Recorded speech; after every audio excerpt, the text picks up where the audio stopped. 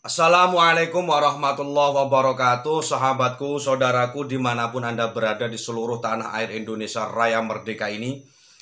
Pada kesempatan Fajar ini mungkin saya membuat vlog tentang pengertian ghibah itu apa. Mungkin satu kali ini tok, setelah itu beda lagi.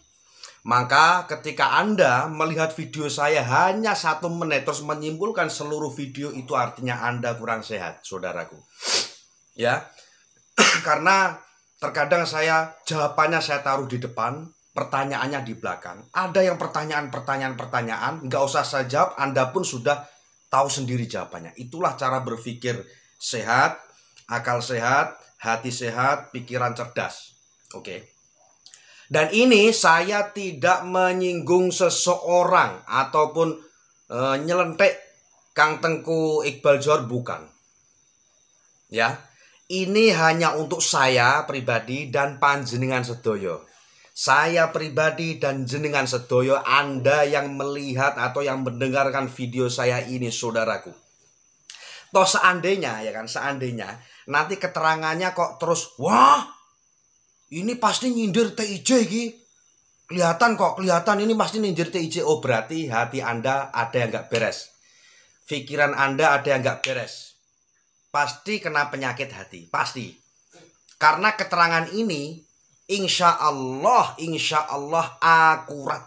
Tetapi terus wah iki mesti nyerang TIJ, mesti terus membantu Gus Samsudin. Ndak. Saya di sini bukan apa-apa, tetapi hanya penengah. Yora kok penengah, kok yoyo lah yo.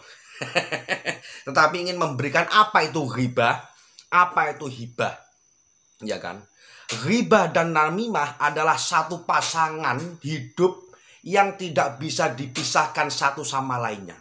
Ghibah itu artinya nyinyir, gosip, ya kan? Terus ngerumpi, terus metani, ngerasani, semuanya 5 kata ini terkumpul dalam satu kata ghibah. Artinya maknanya sama. Mungkin berbeda daerah, berbeda kata. Ada yang namanya nyinyir, ada yang gosip, ada yang ngerumpi, terus metani, ngerasani, semuanya adalah sama ghibah. Ghibah dan bak namimah ini satu kesatuan yang tidak bisa dipisahkan. Dia itu CS berat. Faham saudaraku? CS berat, saudara.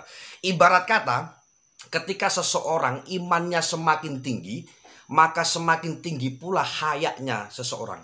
Hayak itu isin. Iman dan hayak ini tidak bisa dipisahkan.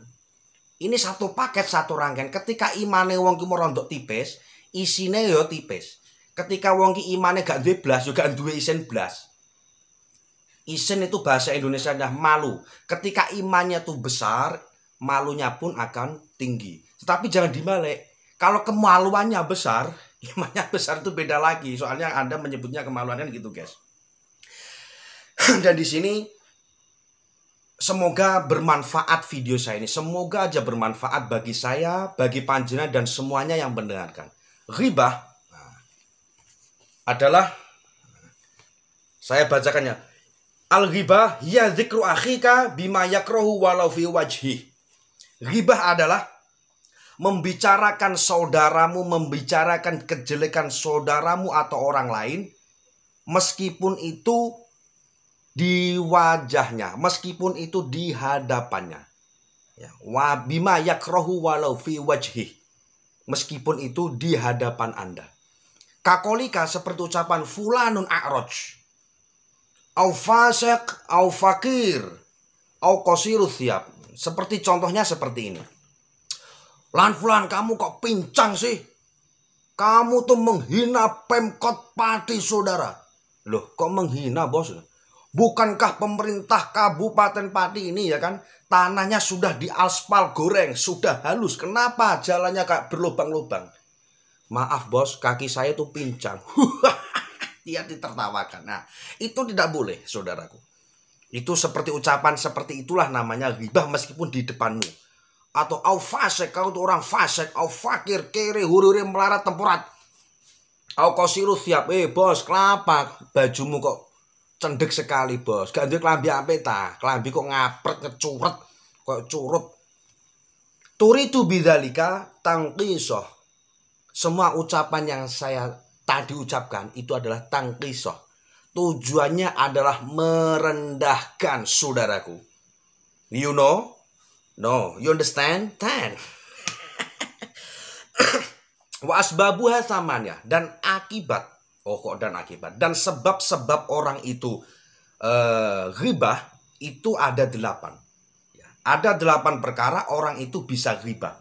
Yang pertama al-hasadu. Ini saya tulis guys, tak tulis.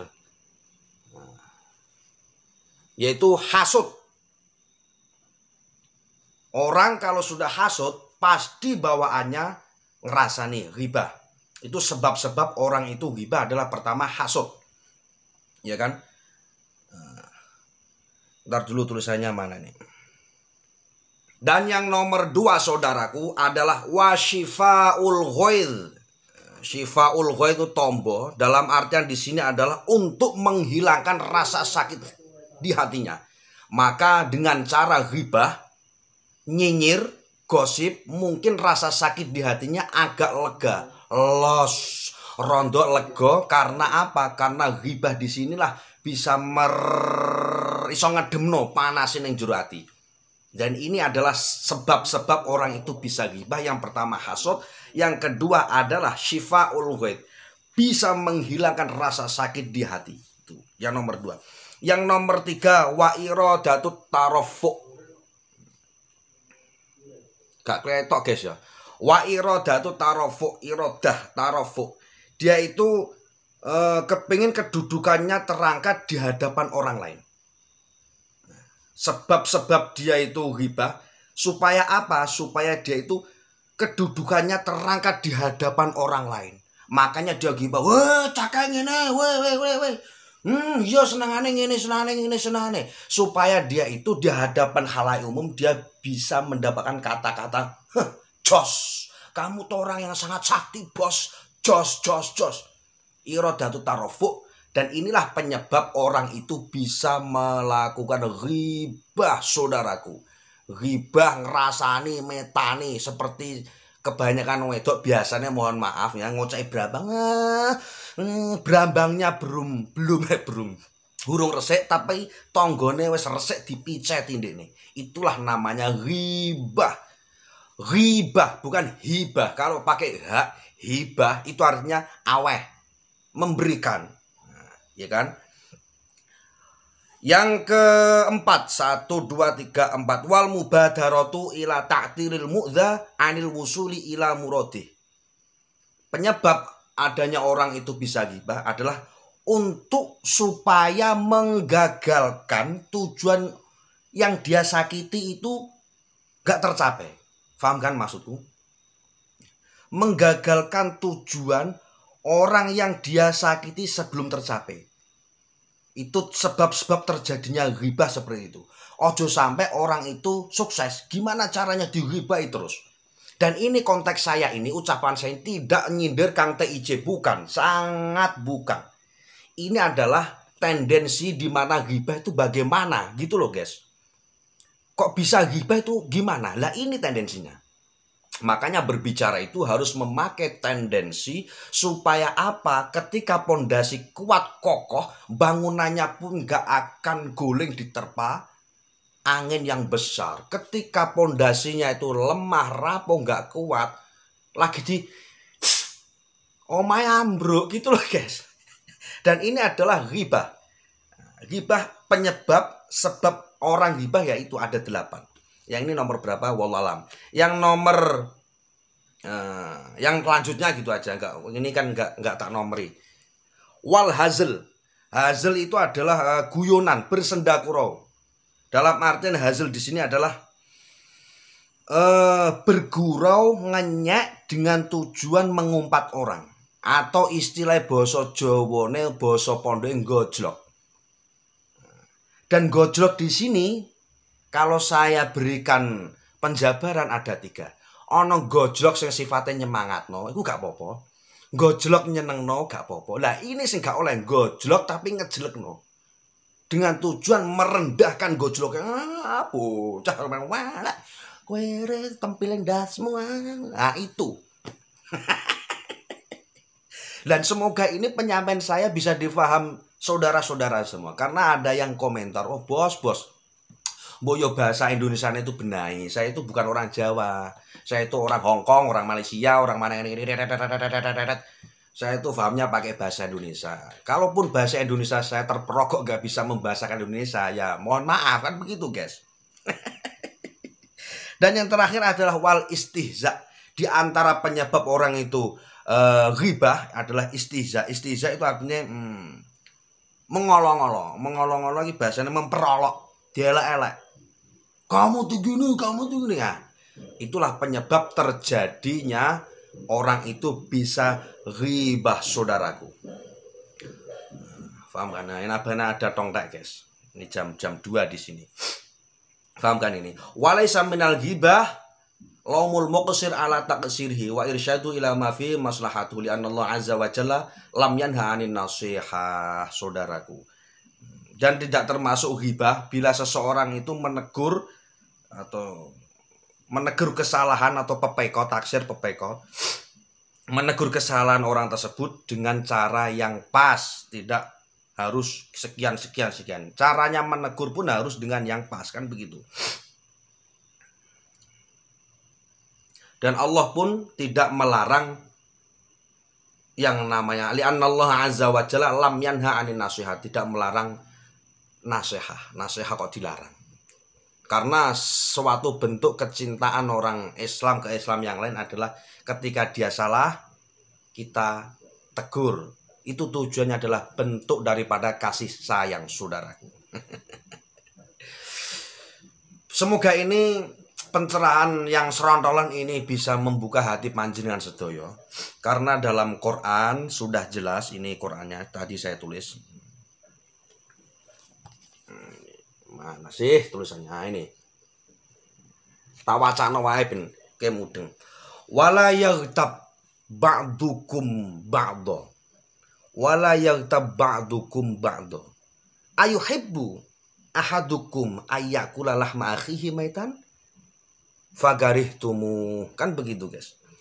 Dan janganlah di antara salah satu dari kalian semua itu menggunjing, menyinyir, menggibah atau menggosip. Jangan sekali-kali. Ayuhibba ahadukum ayyakula lahma akhihi maitan. Kan gitu. Adakah di antara salah satu kalian yang suka memakan daging saudaranya yang sudah meninggal? Fagarihtumu. Ya. Maka tentulah kalian akan merasa jijik, saudara. Di sini ketika orang ghibah iku podo karo memakan dagingnya saudaranya sendiri ketika saudaranya itu meninggal. Bayangkan, saudara. Bayangkan itu, saudara. Bayangkan, saudara.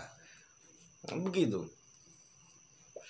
Semoga di bulan puasa kita ini dengan adanya perseteruan sana sini itu menambah hasanah, menambah keraketan. Karena seperti halnya suami istri, siang tukaran rada diat bengine ihi. Nah, itu harapannya. Harapannya seperti itu. Jangan saling begitu. Oke? Semoga ini bermanfaat bagi Anda semuanya. Meskipun sedikit, insya Allah semoga berkah, barokah, ambarokai semuanya. Dari saya Ahmad Ulina, assalamualaikum warahmatullahi wabarakatuh.